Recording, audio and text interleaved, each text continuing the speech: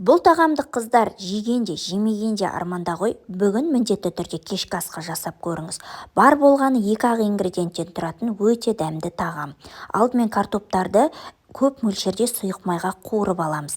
Дәл сол сұйық майға қойдың етін ірілетіп турап, оны да қуыратын боламыз. Ана қойдың етін жемеймін дейтін адамдардың өздері қалай жеген білмей қалады ғой. Екі жағын күйдіріп қуырып алғаннан кейін оны алып тастап, сұйық майымыздың жартысын алып тастаймыз.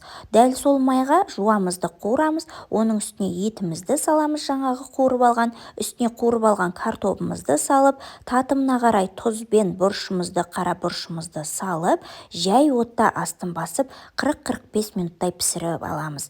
Міндетті түрде жасап көріңіздер, өте дәмді болып шығады ғой. Дәміне енді сөз жоқ қыздар, жуамен ұсынасыздар, міндетті түрде өте дәмді болады, және де огурцы помидорыңыздың салаты қасына қатып кетеді ғой.